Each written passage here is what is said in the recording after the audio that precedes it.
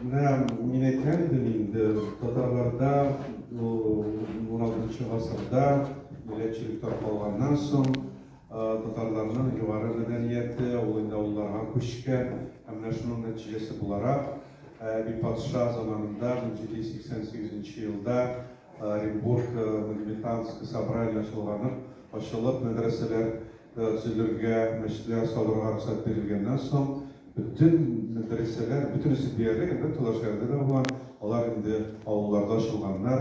Шуңа күрә безнең менә бөтен югары ислам мәдәнияте шәһәрләрдән тыш авылларда да үскән дип әйтергә була.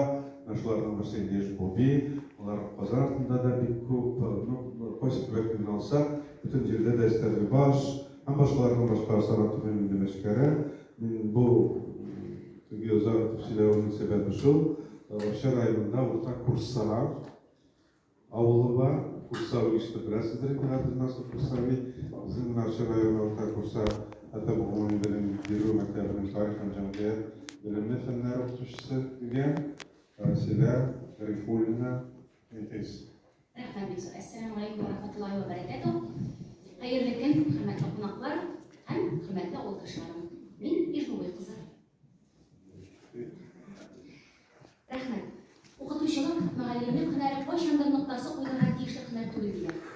Чыннан да 1910 елда Бөли мәдрәсәсе ябылып таркатылса да, аның мөгаллимнәре, шәкертләре, мәгърифәтчелек, гыйлем бирү, халыкны мәдәни авырту юнәлешендәге эшне дәвам итү ысулларын, юлларын эзләгәннәр. Әлеге изге эшне төрле матбугат органнары аша тырышка ашырганнар. Ә газета журналлар дигәндә, иң беренче чиратта 1913 елда киң җиһанга аваз салган Сөембикә журналын атарга кирәк. Әлеге журналның нәшр ителә башлавы татар хатын-кызлары тарихында чын-чынлап күренекле вакыйга һәм татар халкы тарихында хатын-кызлар өчен булган беренче журнал. Әлеге журналның нәшрия һәм мөхәррире Ишбуй авылында туып үскән Буби мәдрәсәсе мөгаллиме Яхуп Хәлили. Сөембикә 1913 елның 25 октябрендә Казанда чыга башлый һәм 1918 елның 8 гыйнварынча дәвам итә. Аның барлыгы 91 саны дөньяга килгән. Шәхсән үзем әлеге журналның 1913-1914 елларын тәфсилләп тикшерү, өйрәнү бәхетенә ирештем. Сөембикә авторларның күплеге белән игътибарны җәлеп итә. Хатын-кызлардан Фәхрибанат Сөләймания, Махрум Музаффария, Өммегөлсем Терешкаева, Бакбустан ханым, Мәхүб Җамал Акшурина, Зәйнәп Сәгыйдә, Гаян Мустакаева, Захира Байшулина һәм башкалар язышкан. Ир-ат авторлардан Айза Фәхретдинов, Сәгыйд Сүлчәләй, Вакыйф Җәләл, Нәҗип Тумави, Садри Җәләл, Шәһид Әхмәдиев, Габдулла Фәхри, Габдулбари Баттал, Лотфи Гадел, Габдулла Надир, Миргазиз Укмасы, Каюм Булатқы, Галиәсгар Афуров Чыгатай, Габдулла Бугы язышкан. Биредә 16 яшьлек Нәкый Исәнбәтнең дә тәүге шигъре басылып чыга. Яқуб Хәлилинең мөхәррир буларак журналда мәкалә язмалары еш басылган. Минем тарафымнан тикшерелгән 13-14 елгы соннарда гына да аның 9 язмасы дөнья күргән. Абдулла Тукаев өчен бөек остаз Исмәгыйль Бәк Гаспринский, милләт даһисы, Фәхрибанат Сөләйманияне Сөембикәгә эшкә чакыру турында мөхәррир сүзе, Фәхрибанат Сөләймания Сөембикәнең даими эшчесе булып килде, журналыбызның 2нче елы Корбан гаете белән котлау, Хәзрәти Фатиманың каһарманлыгы дигән мәкаләләр басылган.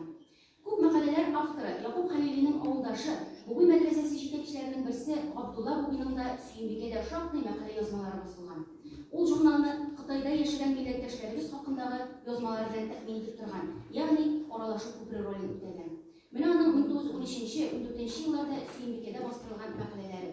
Мөхтәрәм хуҗамыз Исмәгыйль Бәк рухына, Олжада хатыннар өчен иҗтиһад, Олжада кызлар имтиханы, Олжада кызлар имтиханында Дарул-Мәгалимат бинасында химмәтле ханым ва туташлар тарафыннан бирелгән иганәләр.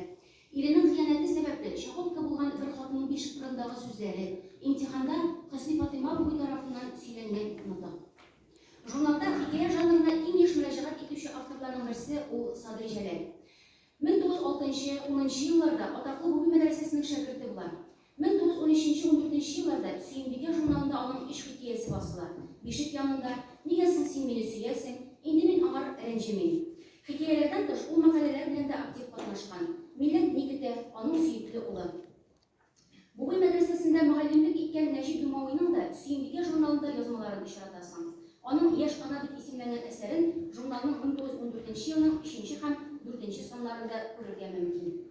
Мөхтәрәм хатын-кызларда журнал битләрендә бихисап күп төрле мәкалә язмалары, әсәрләре белән чыгыш ясаган. Шуларның берсенә Заһира Байчутинага тукталасым килә. Ул 1890 елда Әдерҗе районы Тирсә авылында туа. 1906 елда бу мәдрәсәсен тәмамлый. Гомерен балалар укытуга багышлый, шигырьләр иҗат итә. 1923 елда аның шигырьләр мәҗмугасы җыентыгы чыга. Сөембикә журналы битләрендә дә аның шигырьләре дөнья күрә. Мәсәлән, 1914 елның 19 санының 12 битендә Дустыма шигырь басылган.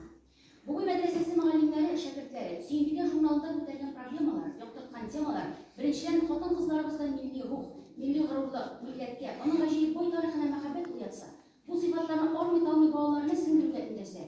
Икенчедән, игътибарны ана булуның олуг сәгадәт булуына, татар халкының киләчәге аналарыбызның, кызларыбызның физик, әхлакый һәм рухи халәтенә бәйле булуына юнәлтә. Өченчедән, бала тәрбияләүнең иң мөхәддәс, иң җаваплы, иң зарури эш икәнен пропагандалый. Бу мәсьәләләр бүгенге көндә дә бик актуаль. Сөембикә журналында гына түгел, ул чыга башлаган чыга кадәр инде башка матбугат органнарында да еш чыгыш ясаган бу уйлар. Әйтик, Шура журналы. Биридә Якуб Хәлилнең тел мәсьәләсе дип аталган мәкаләсе дөнья күрә. Габдулла Бугайның да Зәкат һәм земство һәм иҗтиһад заманы дип аталган мәкаләләр басылып чыккан. Шулай ук Нәҗип Думавыйның да шактый хикәя мәкаләләре дөнья күргән биридә. Әл-Ислам газетасы битләрендә исә төрле мәдрәсәләр тормышыннан яңалыклар урнаштырылып барыла. Бу мәдрәсәсе ябылганчага кадәр аның хакында да әлеге газета битләрендә бик мәкалә урнаштырылган булган. Бу сәнә Бугай мәдрәсәсендә ошбу фәннәр тәгълим вә тәдрис кылыначактыр. Йолдыз газетасыннан күчереп басылган мәкалә.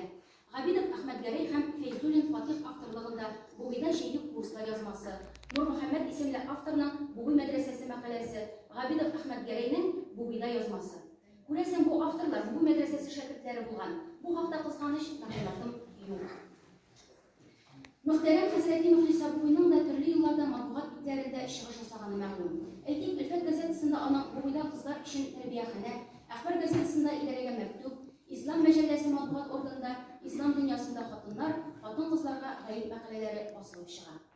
Матбугат органнары тарихның җанлы шаһитләре.